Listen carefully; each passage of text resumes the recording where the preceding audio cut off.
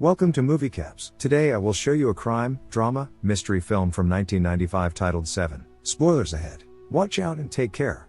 Monday. Detective David Mills begins working with William Somerset, who will retire in a week. The two detectives don't really see eye to eye. When Mills and Somerset arrive at the scene, an obese man is lying dead at the table. They are still not sure if it was a murder or not. When they notice that his legs and hands are tied with barbed wire, they are convinced that it was not a natural death.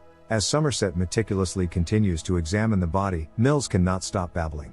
Needing silence to think, Somerset tells Detective Mills to interview the neighbors while he works, implying that he is a nuisance. Later, as they drive, Mills expresses his dissatisfaction that Somerset had ordered him to go door to door. He feels that he is not appreciated and wants to be taken more seriously.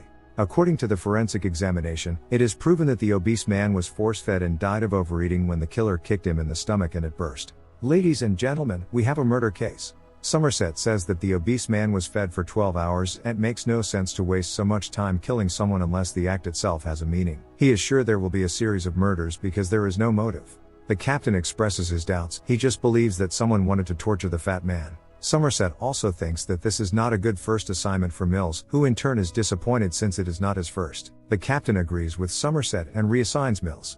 Tuesday. Mills is not particularly amused in the morning when the building is flooded with reporters. An infamous defense attorney is murdered, greed is written on the carpet, and his wife's picture has glasses painted on it. Somerset's name is already being scrubbed from his door when the captain enters and informs him of the recent murder in which greed was written in blood. He does not want Somerset to retire. He's too good at his job for that. He also says that plastic parts were found in the corpse of the fat man, which were fed to him. This information makes Somerset curious. He returns to the first crime scene and upon further investigation, he finds out where the plastic pieces came from and determines that the refrigerator has been moved. On the wall behind it there is a note from the killer, next to the word gluttony written in grease. He shows the captain the note that says, "Long is the way and hard that out of hell leads up to light." Somerset thus proves that this is only the beginning, for there are 7 deadly sins: gluttony, greed, sloth, wrath, pride, lust and envy. He refuses to get involved in this because he is retiring in 5 days. At night he visits the library and looks for books on the 7 deadly sins, while Mills takes a closer look at the photos of the crime scenes. Friendly as he is, Somerset writes a list for him and even makes copies of the most important clues. At dawn, he leaves a letter with clues on Mills' desk. Wednesday. Mills moves into Somerset's office and the two will work side by side until Somerset retires.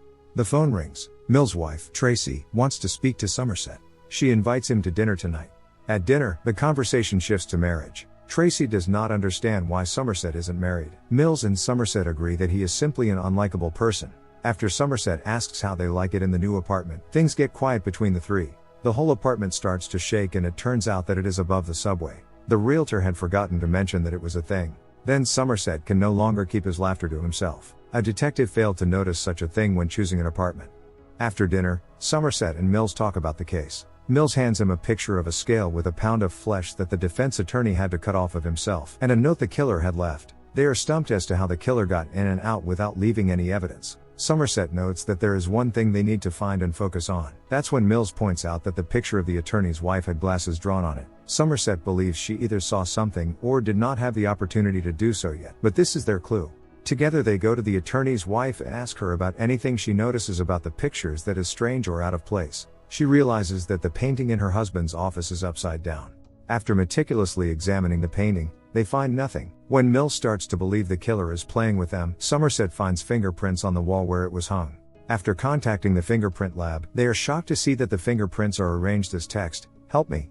While waiting for the fingerprints to match with someone, they discuss the importance of their job in the lobby. Somerset sums it up: "We are collecting diamonds on a desert island, on the off chance we get rescued." Mills calls him out on his BS and says he saw Somerset get the buzz today. Thursday. There's a match on the fingerprints, but according to Somerset, it's not their suspect. Their killer has more purpose than just someone with mental illness. Accompanied by a SWAT team, they break into the apartment of the man whose fingerprints matched. He is the third victim, strapped to his own bed. When the detectives look at the photos the killer took, they find out that the man has been lying there for an entire year, perfectly representing the sin of sloth. On closer inspection it turns out that he is still alive. News photographer arrives shortly thereafter and Mills even wonders how they got here so quickly and shoos him away. News stations pay police to get information on hot cases. Unfortunately, it is not possible to question the victim because his brain is all mush and he had chewed off his tongue long ago. According to the doctor, he must have been in all kinds of pain until his arrival at the hospital. At night, Tracy calls Somerset and asks for a meeting. He is the only person she knows in this town and she just wants to talk to someone. Friday. In the morning, they meet at a diner. Tracy is concerned about living conditions and doesn't want to raise her child here. Somerset is not the right man for the job, but he tells her about the relationship he once had and gives her good advice. Back in the office, Mills is restless, worried about all the people out there. Why can they just sit here and wait for that lunatic to do it again? Somerset does not think the killer is crazy. Imagine the patience a man must have to tie someone up and keep them alive for a year, then cut off their hand to plant fingerprints. Their serial killer is methodical, exacting and, above all, patient. Mills disagrees and says something about a library card, which gives Somerset an idea. They visit the library, thinking that the killer must have read one of these books. Somerset writes down the names of all them on the 7 deadly sins. With Mills' money, Somerset pays a man from the FBI to give him information on people who have borrowed the books. Of course, Mills is not that amused by this, because it is illegal. They get their list and go through it. They find one name that stands out: John Doe. Mills is still upset when they arrive at Doe's door, not knowing what they are going to say to him. They notice a man standing with groceries in hand, who suddenly pulls out a gun and starts shooting. No one is hurt, but a chase ensues inside and outside the building.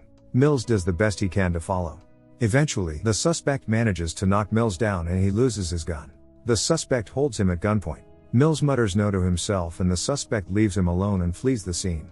Back at Doe's door, Mills argues with Somerset about whether or not to enter by force. Somerset tries to explain to Mills that they do not have a warrant and no reason to be here because their information is illegal. But he is so angry that he breaks down the door.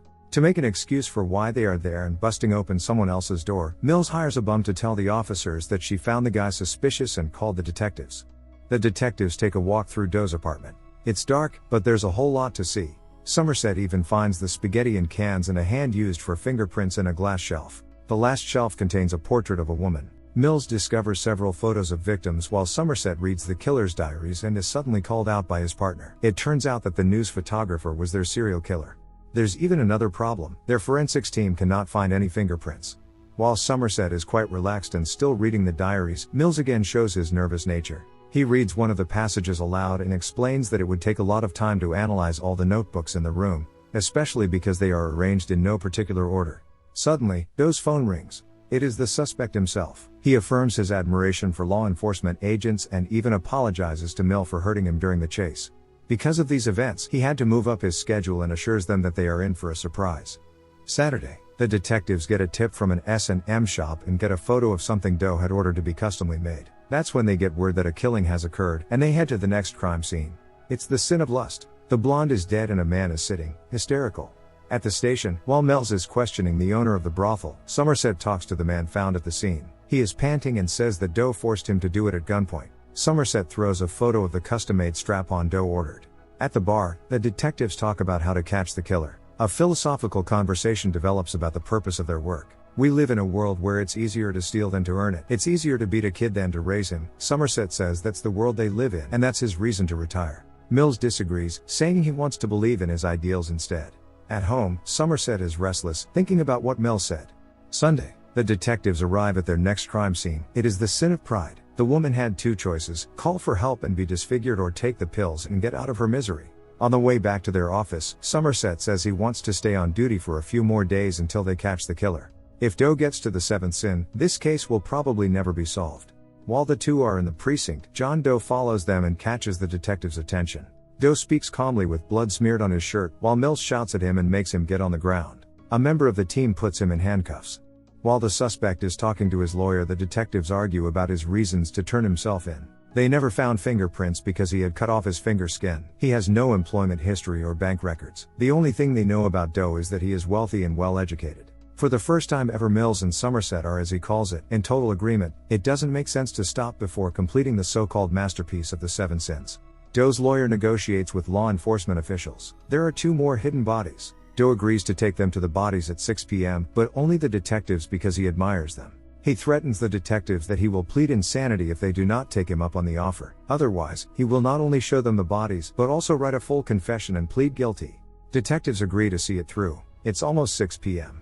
The detectives wear wire and armor. The car in which 3 of them are driving is escorted by a helicopter. During the ride, Mills and Somerset talk with Doe. Somerset tries to find out more about Doe, but he says it's irrelevant. Mills still has doubts about whether or not he really wants to be led to the bodies. Doe enlightens him about his motives and promises Mills will find answers in the last act of his work. He doesn't deny that he has the pleasure of turning every sin against the sinner, but he is not insane. Doe loses his temper for the first time when Mills believes that the victims were innocent. In his eyes, people tolerate the deadly sins because of their triviality. He hopes that he can change this aspect with his example. Doe says they will be remembered, but the only reason he is here is because he wanted to be caught.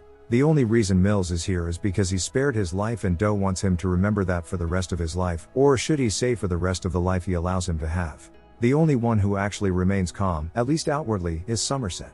According to Doe, they arrived at their destination. There is almost nothing there except high-voltage towers, a broken car, and an old trailer. Because of the power lines, the helicopters cannot follow them into the area. Mills gets Doe out of the car and cuffed. He leads the armored detectives into the field. At 7 p.m. a van appears suddenly. That's why Somerset runs to intercept it. The van stops and the driver gets out of it. He is a delivery guy and brings a package for Detective Mills. Somerset sends the driver away. He's not sure about it at first, but then he opens the box with his knife and is frightened by the contents. Doe starts talking about his admiration for Mills again, for his simple life and his pretty wife, Tracy. Mills is confused. Doe admits that he visited Tracy this morning and tried to play husband. It did not work, so he took a souvenir. Her head. Meanwhile, Somerset runs back to them and shouts to Mills to throw away his gun, who is still confused and wants to know what's going on and what's in the box. Doe admits that he too is a sinner and his sin is envy of Mills' ordinary life. Mills is angry, but continues to doubt Doe's words. Somerset explains that Doe's intention is to be killed by Mills. Doe wants Mills to seek vengeance on him, to become the sin of wrath. Doe further upsets him, saying that his wife begged for her life and the life of their baby. Mills begins to cry, still with the gun in his hand. It turns out that Mills didn't know his wife was pregnant. Somerset asks for the gun again, explaining that Doe can only win if Mills shoots him. In a moment of despair and anger, Mills shoots Doe, more than once, ultimately completing Doe's master plan. Mills sits in the back of a police car. The captain says he will be taken care of. Hemingway once wrote that the world is a fine place and worth fighting for. Somerset agrees with the second part. The end. Thank you for watching. Subscribe if you'd like to see more videos like this.